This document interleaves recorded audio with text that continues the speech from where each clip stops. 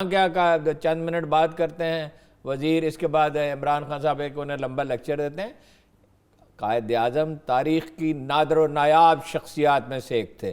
عمران خان کا کیا ہے؟ عمران خان میں خوبیاں ہیں، ٹھیک ہے، اس نے شوکت خانم بنایا ہے، اس نے ورلڈ کپ جیتا ہے، اس نے نیول کالج بنایا ہے، وہ ڈٹ کے کھڑا رہتا ہے، وہ حالات کا مقابلہ کرتا ہے۔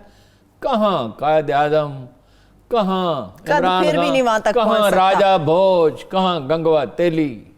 اب آپ یہ اس طرح کی مثالیں نہ آتے ہارون صاحب، آپ نے بزدار صاحب کی بات کریں قائد اعظم کے ساتھ کسی کا کمپیریزن نہیں، میں تھوڑی نا، یہ عمران خان سے باقاعدہ ٹویٹ کر کے کہتے ہیں کہ جی جناح صاحب کے ساتھ وہ جدید فلاحی ریاست بنا رہے۔ قائد اعظم واز دی مین جس سے پوچھا گیا کہ آپ کو انڈیا کی متحدہ ہندوستان، بنگلہ دیش، پاکستان، انڈیا پر کہ پرائم منسٹرشپ آفر کی گئی۔ امریکی جرنلسٹ نے پوچھا آپ اس سے زیادہ کیا چاہتے ہیں؟ انہوں نے کہا میں یہ چاہتا ہوں کہ جس دن میں خدا کے حضور پیش کیا جاؤں تو وہ مجھ سے کہے کہ محمد علی میں تم پر راضی ہوں، اس کے سوا میں کچھ بھی نہیں چاہتا۔ کہاں محمد علی؟ محمد علی جیسا بیٹا ماں نے جنا ہی نہیں پچھلی 3 صدیوں میں۔ ویسے مجھے ان باتوں سے یاد آ رہا ہے جب یہ پی ٹی آئی گورنمنٹ کے اندر ابھی آئی تھی 2018 کے الیکشنز کے بعد، تو قائد اعظم ثانی بھی کہا جا رہا تھا۔ اب آپ یہ کہہ سکتے ہیں کہ عمران خان نے زرداری کی طرح، نواز شریف کی طرح لوٹ مارنے کی، ٹھیک ہے، مگر ارد گرد تو ان کے وہی ہیں نا، اسی طرح کے وہی مافیا ہے، ٹوٹے ہوئے کھلونے ہیں جی۔ ایک گورنر صاحب ہے، وہ کہتے ہیں قائد اعظم کا پہلے ایماندار حکمران ہے۔ ناظم الدین بے ایمان تھا، جالک کی دولت کہاں ہے؟ چندری گھر کی کہاں ہے؟ ملک غلام محمد کی کہاں ہے؟ سکندر مرزا کی کہاں ہے؟ سہروردی کی دولت کہاں ہے؟ ان کا قصور اتنا ہے کہ وہ عمران خان صاحب کے دور کے ہیں۔ چلیے عمران خان صاحب کے دور کے کچھ اور نادر نمونوں کی بھی بات کر لیتے ہیں، نادر نگینے، معذرت کے ساتھ نمونے میں کہہ گئی، نگینوں کی بات کرتے ہیں۔ بزدار صاحب آئے روز تبدیلیاں کرتے ہیں، نیا چیف سیکرٹری بھی آ گیا، کل بھی ہم نے بات کی، مجھے بتائیں یہ کرے گا کیا؟ میرے اتنی میموری اچھی نہیں ہے کہ میں 20-25 نام یاد رکھوں، میں پڑھ کے سنا دیتا ہوں۔ مجھے یہ بھی بتائیں گے آپ کے جواد رفیق ملک کرے گا کیا؟ دیکھیے جی، ان کو پورے اختیارات دیے گئے ہیں چیف سیکرٹری کو، with one difference، کہ یہ کہا جاتا ہے کہ چیف منسٹر کے ساتھ مل کے چل سکتے ہیں۔ پچھلے چیف سیکرٹری کے بارے میں کہا جاتا ہے کہ وہ باصلاحیت تو تھے، مگر ان میں من مانی کا رجحان تھا اور وہ بے لچک تھے، ٹھیک ہے، کمپیٹنٹ تھے ویسے، اور کوئی سکینڈل ان کا کوئی نہیں ہے، ٹھیک ہے جی۔ 11 سیکرٹری تبدیل کیے جائیں گے، secretary services, additional chief secretary, secretary مواصلات، secretary schools, secretary labour, secretary human rights, senior member board of revenue, secretary زراعت، ایڈیشنل چیف سیکرٹری داخلہ اور ڈی جی ایکسائز، ٹھیک ہے۔ اور آئی جی کے بارے میں بھی یہ کہا جا رہا ہے کہ پچھلے آئی جی کو واپس لایا جائے، یہ خیال زیر بحث ہے، اس کو کوئی فیصلہ نہیں ہوا۔ اس کا تو میری معلومات کے مطابق فیصلہ ہو چکا ہے، جس آدمی نے مجھے بتایا وہ نہایت قابل اعتبار آدمی ہے، ٹھیک ہے۔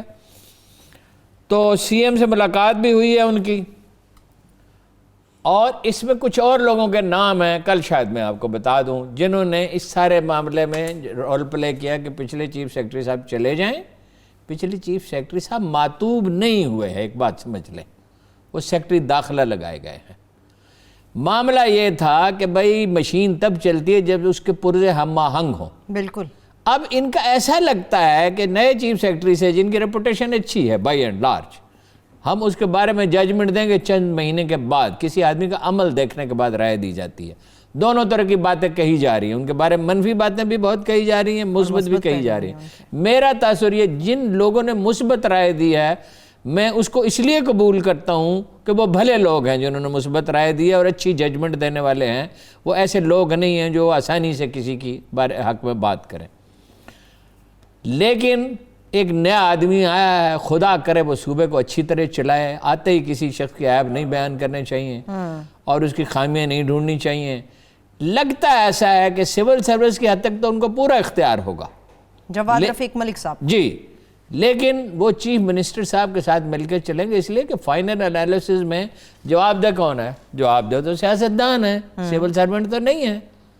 اور میں آپ سے کہتا ہوں رولز میں تبدیلی کی ضرورت ہے، وزیروں کو کچھ اختیارات ملنے چاہیے اور سول سروس کو موٹیویٹ۔ ویسے سول سروس پہ پچھلے چیف سیکرٹری نے بھی کچھ گرفت قائم کر لی تھی، لیکن 3 کمشنر بدلیں گے، گجرانوالہ کا، ڈیرہ غازی خان کا، ساہیوال کا۔ ڈیرہ غازی خان والے پہ خاص طور پہ اعتراض ہے، جونیئر آدمی ہے چیف منسٹر کو۔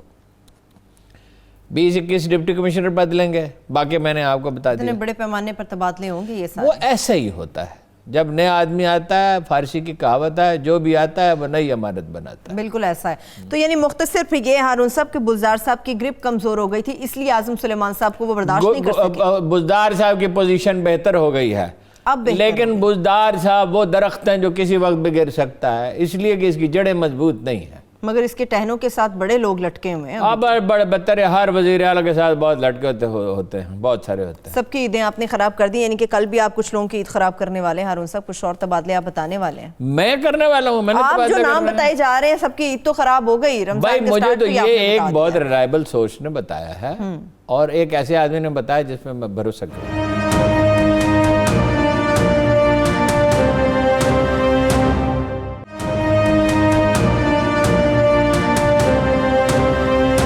आगे बढ़ते हैं। भरोसा हमें अपने डॉक्टर्स के ऊपर भी है हारून साहब, और उनके भरोसे पे ही हम ये पूरी लड़ रहे हैं। हुकूमत भी काम कर रही है, अवाम भी काम कर रही है, मगर पहले ही रमज़ान में, पहले ही रोज़े में बड़ी जगह पर हमने देखा कि एहतियात नहीं भी की। डॉक्टर्स आज फिर एहतजाज कर रहे थे कि खुदा के वास्ते रहम करें। देखिए जी, घरों के बात अंदर। ये है, डॉक्टरों की हालत ऐसी है, मुझे बड़े मैसेज आते हैं डॉक्टरों के, और ऐसे मुअज़्ज़ज़ लोगों के आते हैं कि मेरे लिए उनकी इबारतें दर्दमंदी से भरी हुई, दर्द से, दुख से भरी हुई, पढ़ना मुश्किल हो जाता। ठीक है, फैयाद आलम साहब हैं कराची में, बहुत ही भले मानस आदमी हैं, वहाँ भी काम कर रहे थर में। मैं उनका मैसेज पढ़ता तो हूँ, मगर इस बड़ी तकलीफ़ होती है। क्या वो अहमद नदीम कासमी का शेर है कि करता है ज़माना ज़ख्म भरता है ज़माना, मगर इस तरह नदीम सी रहा हो कोई फूलों के गरीबान जैसे। क्या बड़ी तकलीफ़ होती है। देखिए, डॉक्टरों की हालत ऐसी है जैसे एक माँ सड़क के किनारे खड़ी हो, उसका बच्चा सड़क पे पैदल चल रहा हो, और 1 व्हीलर वाले 2, 4, 6, 10, 20 आमक वहाँ मोटरसाइकिल चला रहे। मस्जिदों में रूल्स की धज्जियां उड़ा दी। ऐसी मस्जिदें भी हैं जहाँ पाबंदी की गई, वो तस्वीरों में साफ नजर आता है। यमनी बादशाही मस्जिद में साफ नजर आता है, और नहायत मुबारक बात है, इबादत भी हो रही है, अल्लाह और उसके रसूल का नाम भी लिया जा रहा है, कुरान पाक के तलावत भी हो रही है, खैर और बरकत का नुज़ूल हो रहा है, और एहतियातें भी रवा रखी जा रही हैं। लेकिन आज कुछ मसाजिद खोलने के हामियों ने कुछ फिल्में बनाई, हमें उनकी बात पे गौर करना पड़ेगा।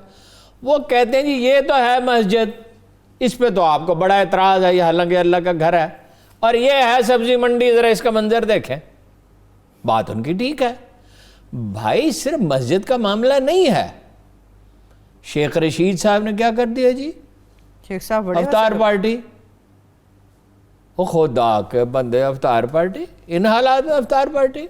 एक तरफ आप याद हो, पाबंदियां लगा आप रहे हैं। लगाओ 6-6 फुट पे कुर्सी और सारा बंदोबस्त करे, जैसे चीन में वो बच्चों के लिए उन्होंने अलग कुर्सियां प्लास्टिक के बनाई है, आगे भी उसके दीवार है, साइडों पे भी है। भाई अगर अल्लाह न करे कोई बच्चा बीमार हो जाए और वो छींके, तो उसकी छींक का असर न कहीं पहुंचे। ठीक है ना जी। तो वैसे शेख रशीद साहब ने एक बात बड़ी ज़बरदस्त कही, मैं इसको जाता हुआ नहीं देख रहा। यानी कि आप मानते हैं फिर शेख साहब को? अब शेख साहब की बातें तो सही होती। शेख साहब एक ज़हीन आदमी है, और राना सनाउल्लाह ने गलत कहा कि वो नवाज शरीफ की वजह से है। जब नवाज शरीफ नहीं था पॉलिटिक्स में, शेख रशीद उस वक्त भी एक अहम आदमी था। उनके रवैये से हमें इख्तलाफ है, उनके तर्ज अमल से। नवाज शरीफ चला गया तब भी वो एक अहम आदमी था। अब आपको एक ऐसा सनसनीखेज वाक़या सुनाऊंगा, आप हैरत ज़दा रहे। सुना दीजिए। ये वाक़या मुझे सुनाया था इमरान ने, कोई ब्रेक नहीं, इमरान खान ने कोई ब्रेक नहीं, ब्रेक लेने नहीं कोई ब्रेक नहीं। इमरान खान ने मुझे एक वाक़या सुनाया था। अब इसका अगर सही है तो इमरान खान जिम्मेदार है, गलत है तो इमरान खान जिम्मेदार है। मैंने उसमें कोई इजाफा या कमी नहीं कर रहे हैं, ये खान साहब ने बात की। इमरान खान से मुझे कहा कि शेख रशीद ने मैसेज भेजा है नवाज शरीफ को, ये किस दौर की जिस दिन जब नवाज शरीफ वापस आ रहा, ठीक है, बाकायदा वापस आ गया, यानी आ गया, वापस नहीं भेजेगा, जब तुम एयरपोर्ट पे उतरोगे, अगर तुम मुझे लीग में कबूल नहीं करते तो मैं अपने आप को गोली मार लूंगा। ये मुझे इमरान खान साहब ने बताया था। अब मैं ब्रेक ले लूं? लोगों को हजम करने के लिए ये वाकई एक ब्रेक की भी जरूरत है। एक छोटी सी ब्रेक की तरफ बढ़े, जब ब्रेक से वापस आएंगे गुफ्तगू यहीं से आगे बढ़ेगी। मगर जिस तरह से मैंने बात की थी कि डॉक्टर्स के हवाले से भी गुफ्तगू होगी, कोरोना के हवाले से, और ख़ासतौर पे कराची के अंदर जो कोरोना की आड़ में काम हो रहा है उससे मुतालिक भी तफसील के साथ बात करेंगे। हमारे साथ रहिए।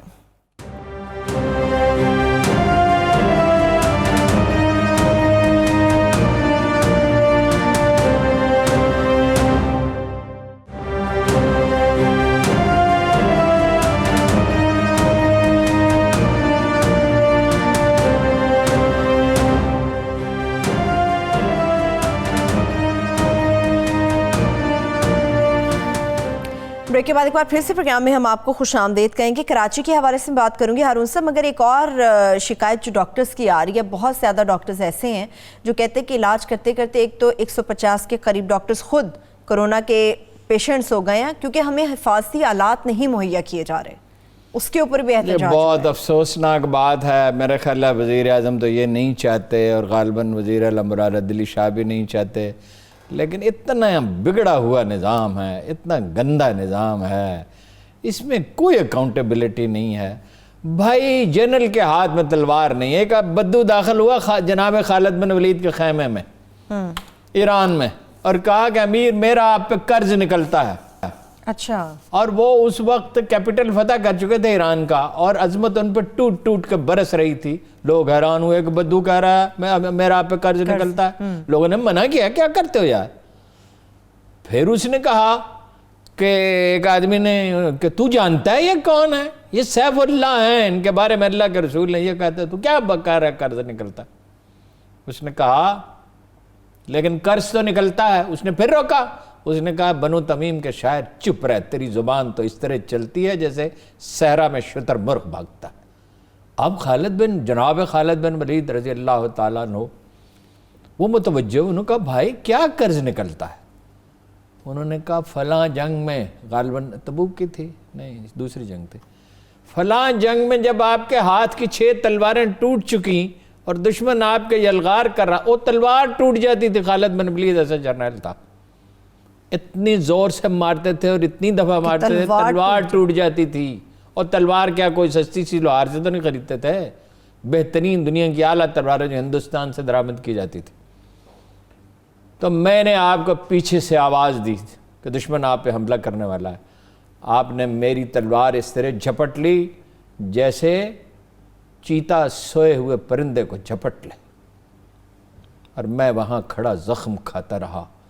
उसने अपना कुर्ता उतार दिया, उस पर ज़ख्मों के निशान थे। तो वो भी खालिद बिन वलीद थे।